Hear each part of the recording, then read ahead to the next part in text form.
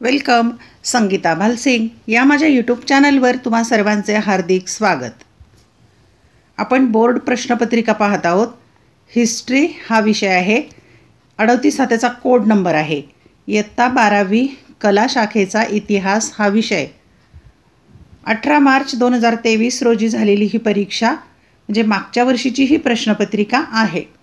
Seat number टाकण्यासाठी इथे जागा असते. तुम्हाला 3 तासाचा वेळ आहे. प्रश्नपत्रिकेचे 8 पेजेस आहेत आणि 80 गुणांची ही प्रश्नपत्रिका. मागील काही वर्षांच्या प्रश्नपत्रिका जर अभ्यासल्या बोर्डाच्या तर तुम्हाला यावर्षी नक्कीच फायदा होईल. तुलनात्मकरित्या अभ्यास करता येतो.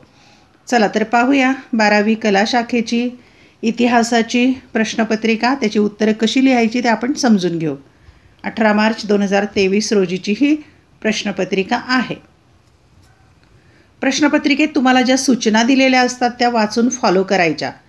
पहिली सूचना, सर्व प्रश्न सोडविणे अनिवार्य आहे. अनिवार्य म्हणजे सक्तीचं, कंपल्सरी. 2, उजव्या बाजूस गुण दर्शवलेले आहेत. प्रश्नपत्रिकेत उजव्या बाजूला कोणत्या प्रश्नाला किती गुण आहेत हे दाखवलं आहे. तिसरी सूचना, उत्तरपत्रिकेमध्ये आकृत्या ज्या काढायच्या पेनाने काढायचे. जेव्हा संकल्पना चित्र असतं तिथे चौकटी काढायच्या, आयत काढायचे, ते पेनाने काढायचे. 4, प्रत्येक प्रश्नाचे उत्तर नवीन पानावर लिहावे. महत्त्वाची सूचना, पहिला, दुसरा, तिसरा असे जे प्रमुख प्रश्न असतात ते नवीन पानावर घ्यायचे. अबकडं सुद्धा नवीन पानावर लिहू शकता. या प्रश्नपत्रिकेत एकूण 7 प्रश्न आहेत. 7 प्रश्नांची उत्तरं एका व्हिडिओ लेक्चरमध्ये घेणं शक्य नसल्यामुळे त्याचे 3 भाग केलेत मी. पहिल्या भागामध्ये 1 ते 3 प्रश्न म्हणजे पहिला, दुसरा, तिसरा प्रश्न सोडवलेला आहे. या व्हिडिओ लेक्चरमध्ये ते तुम्हाला पाहायला मिळतील. भाग दुसऱ्यामध्ये 4था 5वा प्रश्न आणि भाग तिसऱ्यामध्ये 6वा 7वा प्रश्न. हे व्हिडिओ लवकरच मी पोस्ट करेल उत्तरासहित. आज आपण भाग क्रमांक 1मध्ये 1 ते 3 प्रश्नांची उत्तरं पाहूया. व्हिडिओ शेवटपर्यंत पहा म्हणजे उत्तर लक्षात येतील. प्रश्न पहिला प्रश्न 10 गुणांचा. त्यामध्ये अ प्रश्न जो आहे तो 6 गुणांचा आणि ब 4 गुणांचा आहे. अप्रश्न विचारलेला आहे, दिलेल्या पर्यायांपैकी योग्य पर्याय निवडून पूर्ण विधाने पुन्हा लिहा. लक्षात आले? सूचना पहा. पर्याय दिलेले आहेत, पर्याय निवडायचा आणि पूर्ण विधान पुन्हा लिहायचं आहे. म्हणजेच काय, विधान लिहायचं, त्याच्यामध्ये उत्तराचा जो पर्याय तो लिहायचा आणि उत्तराखाली 2 रेषा मारायच्या शिस पेन्सिलने, 2 ओळी सोडून पुढचं विधान लिहायचं. म्हणजे तुमची उत्तरपत्रिका नीटनेटकी दिसेल. 1, इसवी सन 1440मध्ये टिंबटिंब याने छापखाना सुरू केला. पर्याय अ होमर, ब जेम्स वॅट, क गुटेनबर्ग आणि ड अरिस्टॉटल. अचूक उत्तर आहे गुटेनबर्ग. मग पूर्ण वाक्य लिहायचं.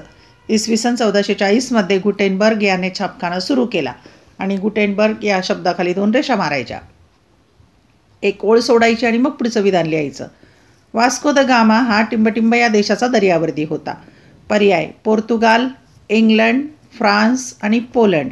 अचूक उत्तर आहे अ पोर्तुगाल. क्रमांक 3, मराठ्यांनी पोर्तुगीजांना टिंबटिंबच्या वेढ्यात पराभूत केले. पर्याय अ वेंगुर्ला, ब फोंडा, क सुरत आणि ड राजापूर. अचूक उत्तर आहे ब फोंडा.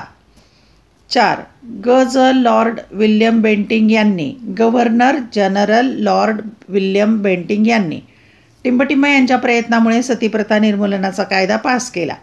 पर्याय अ डॉक्टर भांडारकर, ब महात्मा फुले, क स्वामी दयानंद सरस्वती, ड राजाराम मोहन रॉय. आणि अचूक उत्तर आहे राजाराम मोहन रॉय. 5वं विधान, दुसऱ्या महायुद्धात अमेरिकाने पहिला अणुबॉम्ब टिंबटिंब या शहरावर टाकला. पर्याय अ हिरोशिमा, ब नागासाकी, क पर्ल हार्बर, ड स्टॅलिनग्राड. आणि अचूक उत्तर आहे अ हिरोशिमा. 6, सार्क संघटनेचे मुख्यालय टिंबटिंब येथे आहे. पर्याय अ थायलंड, ब जकार्ता, क काठमांडू, ड दिल्ली. आणि अचूक उत्तर आहे क काठमांडू. ब प्रश्न आहे पहिल्यातला, पुढील प्रत्येक संचातील ब गटातील चुकीची जोडी दुरुस्त करून लिहा. 4 गुण. म्हणजे ब गटातला शब्द किंवा जोडी चुकीची आहे, ओळखायची आणि दुरुस्त करून लिहायची.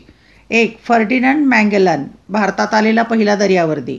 2, सॅम्युअल डी शॅमलेन, उत्तर अमेरिकेत फ्रेंच वसाहती स्थापन करणारा. 3, कॅप्टन जेम्स कुक, न्यूझीलंड व ऑस्ट्रेलिया जिंकणारा इंग्लंडचा सेनानी. 4. द बोगनविले, पॅसिफिक महासागर पार करून ताहिती येथे पोहोचलेला दर्यावर्दी. आता याचं अचूक उत्तर आहे फर्डिनंड मॅगेलन, पृथ्वी प्रदक्षिणा करण्यास निघालेला पहिला दर्यावर्दी. म्हणजे भारतात आलेला पहिला दर्यावर्दी हे चूक आहे आणि पृथ्वी प्रदक्षिणा करण्यास निघालेला पहिला दर्यावर्दी असं तिथं दुरुस्ती करून लिहायचं. क्रमांक 2. 1. वखार, मालाच्या साठवणुकीचे ठिकाण. 2. कारताज, परवान्याचा दस्तऐवज. 3. फॅक्टर्स, वखारीत काम करणारे नोकर.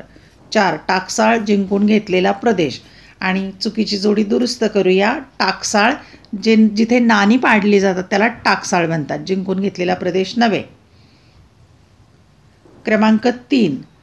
1. कॉस्मो द ग्वार्थ, पोर्तुगीज इतिहासकार. 2. गोन्सालो मार्तीस, पोर्तुगीज वकील. 3. फ्रान्सवा मार्टिन, डच वखारीचा प्रमुख. 4. हेनरी रेविंग्टन, इंग्रज अधिकारी. आपण जोडी दुरुस्त करूया. 3. फ्रान्सवा मार्टिनची जोडी आहे पॉंडेचेरीचा गव्हर्नर जनरल. क्रमांक 4. 1. हैदराबाद संस्थानाचे विलिनीकरण, स्वामी रामानंद तीर्थ. 2. काश्मीर संस्थानचा राजा शेख अब्दुल्ला. 3. गोवा मुक्ती लढ्यातील मोलाचे योगदान मोहन रानडे. 4. पुदुच्चेरी येथील कामगार नेते व्ही सुबैया. चुकीची जोडी आहे काश्मीरी संस्थानचा राजा शेख अब्दुल्ला नाही, तर तिथे लिहायचं राजा हरिसिंग. प्रश्न क्रमांक 2. दुसरा प्रश्न 8 गुणांचा आहे. त्यातला अ प्रश्न आहे 4 गुणांचा आणि ब 4 गुणांचा. अ प्रश्न पाहूया. ऐतिहासिक व्यक्ती, ठिकाण, घटना यासंबंधीची नावे लिहा. 1. वराह मिहीर यांनी लिहिलेला ग्रंथ. त्यांच्या ग्रंथाचं नाव आहे बृहतसंहिता. 2. भारतात सर्वप्रथम आलेले युरोपीय, ते आहेत पोर्तुगीज. 3. पहिल्या महायुद्धातील जर्मनी, ऑस्ट्रिया, हंगेरी, तुर्कस्तान, बल्गेरिया या राष्ट्रांचा गट, त्याला म्हणायचं अक्षराष्ट्रे किंवा अक्षराष्ट्र. 4. दुसऱ्या महायुद्धानंतर सोव्हिएत रशिया किंवा अमेरिका यांच्या गटात सामील न होण्याचे भारताचे धोरण, त्याला अलिप्त राहणं म्हणतात, म्हणजेच अलिप्ततावाद. प्रश्न ब आहे. दिलेल्या कारणांपैकी योग्य कारण निवडून विधाने पूर्ण करा. 4 गुण आहेत. विधाने पूर्ण लिहायची तिथे सुद्धा. 1. ख्रिश्चन धर्माच्या अनुयायांनी 11व्या शतकात वेळोवेळी धर्मयुद्धे केली. कारण 4 पर्याय आहेत. अ. त्यांना आपल्या धर्माचे वर्चस्व प्रस्थापित करायचे होते. ब. इस्लाम धर्मीयांनी त्यांच्याविरुद्ध सतत आक्रमणे केली होती. क. ख्रिश्चन धर्मीयांसाठी पवित्र असणारी जेरुसलेम व बेथेलहॅम ही शहरे इस्लामी सत्ताधीशांकडून परत मिळवायची होती. ड. व्हेनिस व जेनेवा ही शहरे इस्लामी सत्ताधीशांकडून त्यांना जिंकायची होती. आणि अचूक उत्तर आहे क. आता मी क लिहिले, तुम्ही क न लिहिता ते वाक्य लिहायचं पूर्ण. ख्रिश्चन धर्मियांसाठी पवित्र असणारी जेरुसलेम व बेथेलहॅम ही शहरे इस्लामी सत्ताधीशांकडून परत मिळवायची होती, असं पूर्ण वाक्य लिहायचं. क्रमांक 2. गॅलिलिओला आधुनिक प्रायोगिक विज्ञानाचं जनक म्हटले जाते. कारण पर्याय अ. त्याने प्रथमच मोठी दुर्बीण तयार केली होती. ब. त्याने आधुनिक प्रायोगिक विज्ञानाचा शोध लावला. क. त्याने निरीक्षण करणे व सिद्धांत तर्कशुद्ध पद्धत रूढ केली. ड. त्याने आधुनिक प्रायोगिक विज्ञानावर मोठा ग्रंथ लिहिला होता. आणि अचूक उत्तर आहे क. त्याने निरीक्षण करणे व सिद्धांत तर्कशुद्ध पद्धत रूढ केली, असं वाक्य लिहायचं. क्रमांक 3. काही संस्थाने वगळता बहुसंख्य संस्थाने स्वतंत्र भारतात विलीन झाली. कारण पर्याय अ. या संस्थानिकांना तनखा दिला जाणार होता. ब. सरदार वल्लभभाई पटेल यांनी मुत्सद्दीपणाने सर्वांना मान्य होईल असा सामीलनामा तयार केला होता. क. केंद्र सरकारने या संस्थानिकांना त्यांचे अधिकार अबाधित ठेवण्याचे आश्वासन दिले होते. ड. सरदार वल्लभभाई पटेल यांनी संस्थानिकांना संस्थान विलीन झाल्यास मोठे बक्षीस देण्याचे आश्वासन दिले होते. आणि अचूक उत्तर आहे ब. पूर्ण वाक्य लिहायचं. सरदार वल्लभभाई पटेल यांनी मुत्सद्दीपणाने सर्वांना मान्य होईल असा सामीलनामा तयार केला होता. क. अँझूस करारात ऑस्ट्रेलिया, न्यूझीलंड आणि अमेरिका वगळता कोणत्याही राष्ट्राला प्रवेश दिला नाही. कारण पर्याय अ. त्यांना ग्रेट ब्रिटन व फ्रान्सचे महत्त्व वाढू द्यायचे नव्हते. ब. हा लष्करी करार होता. क. हा गुप्त करार होता. ड. हा फक्त मित्र देशातील करार होता. आणि अचूक पर्याय किंवा उत्तर आहे अ. त्यांना ग्रेट ब्रिटन व फ्रान्सचे महत्त्व वाढू द्यायचे नव्हते, असं पूर्ण विधान लिहायचं आहे. प्रश्न क्रमांक तिसराही अ आणि ब आहे. तिसरा प्रश्न 13 गुणांचा आहे. त्यातला अ प्रश्न 5 गुणांचा आहे आणि मग ब प्रश्न आहे 8 गुणांचा. 8 आणि 5 13. अ प्रश्न पाहूया आपण. पुढील नकाशाचे निरीक्षण करून प्रश्नांची उत्तरे लिहा. हा नकाशा आहे सागरी सफरींचा मार्ग दिलेला आहे.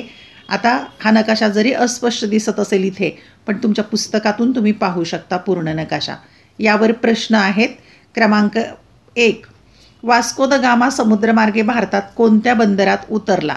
त्याचं उत्तर आहे कालिकत. 2, मादागास्कर हे बेट कोणत्या महासागरात आहे? त्याचं उत्तर आहे हिंदी महासागर. 3, फर्डिनंड मॅगेलन याने कोणकोणत्या महासागरातून प्रवास केला? कोणतेही एक नाव लिहा. आता सगळ्या महासागरांचं नाव येऊ शकतं, पण आपण कोणतंही एक लिहायचं आहे. इथे हिंदी महासागर घेतलंय. 4, मेक्सिको हा देश कोणत्या खंडात आहे? मेक्सिको हा देश दक्षिण अमेरिका खंडात आहे. 5, या नकाशाच्या मदतीने कोणती माहिती मिळते? तर नकाशाचं नावच दिलेलं आहे सागरी सफरींचा मार्ग.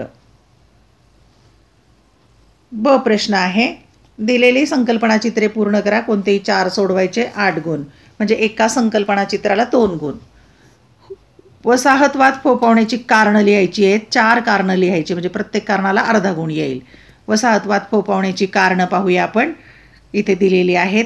1, औद्योगिक क्रांती, खनिज साठे उपलब्ध झाले, कच्च्या मालाची गरज, अतिरिक्त भांडवल. 2, भारतातील शहरे आणि कोणत्या युरोपीय सत्तेचे स्थान किंवा केंद्र आहे हा तक्ता पूर्ण करायचा आहे. गोवा, कोलकाता, नागापट्टण आणि पुदुच्चेरीची माहिती लिहूया आपण. गोव्यामध्ये सत्ता होती पोर्तुगीजांची केंद्र, कोलकात्यामध्ये इंग्रज, नागापट्टणला डच आणि पुदुच्चेरीला फ्रेंच. क्रमांक 3, मराठी सत्तेचा विस्तार या संदर्भातले गायकवाड कुठे होते? नागपूर, कुटकर, भोसले आणि शिंदे, इंदोर हे इथे रिकाम्या जागा भरायच्या आहेत. आपण भरूया. इथे नागपूरला भोसलेंची सत्ता होती, तिथपर्यंत विस्तार होता. शिंदे ग्वाल्हेरचे शिंदे असं म्हणतात. नंतर इंदोरचे होळकर आणि गायकवाड बडोदा किंवा वडोदरा असं म्हटलं तरी चालतंय. क्रमांक 4, 1857च्या उठावातील नेते 4 नावं लिहायची. तुम्ही कोणतीही 4 घेऊ शकता. नानासाहेब पेशवे, राणी लक्ष्मीबाई, तात्या टोपे व मोहम्मद उल्ला. यापेक्षाही आणखी एखादं नाव वेगळं असू शकतं तुमच्याकडे. प्रश्न 5, गोवा मुक्ती लढ्यातील कार्यकर्त्यांची 4 कार्यकर्त्यांची नावं लिहायची आहेत. त्यातलं आहे डॉक्टर TB कुन्हा, पुरुषोत्तम काकोडकर, गोपाळ मयेकर आणि डॉक्टर राम हेगडे. आणखी नावं असतील ती लिहू शकता. क्रमांक 6, सॉफ्टवेअर क्षेत्राचा भारताच्या एकूण निर्यातीतील वाटा वाढण्याची कारणं 4 लिहायची आहेत. ती कारणं आहेत. 1, केंद्र सरकारचे अनुकूल धोरण इथे. नंतर उद्योजकांची दूरदृष्टी, कुशल संगणक अभियंते, संगणक माहिती व तंत्रज्ञानाचा भारतभर झालेला प्रसार. अशा प्रकारे संकल्पनाचित्र पूर्ण करायची. पहा, या प्रश्नपत्रिकेमध्ये 7 प्रश्न होते. आता आपण 1 ते 3 प्रश्न सोडवलेले आहेत. भाग 2 आणि 3 लवकरच उत्तराचा व्हिडिओ घेऊन मी येईल. त्यासाठी या चॅनलला सबस्क्राईब करा, म्हणजे मी व्हिडिओ पोस्ट केल्याचं नोटिफिकेशन तुम्हाला मिळेल. धन्यवाद. व्हिडिओ लेक्चर आवडल्यास चॅनल सबस्क्राईब करा, बेल आयकॉन प्रेस करा, म्हणजे मी नवीन व्हिडिओ टाकल्याचं नोटिफिकेशन तुम्हाला मिळेल. आवडलेले व्हिडिओ लाईक, कमेंट, शेअर जरूर करा. अभ्यासासाठी शुभेच्छा आणि परीक्षेसाठी खूप खूप शुभेच्छा.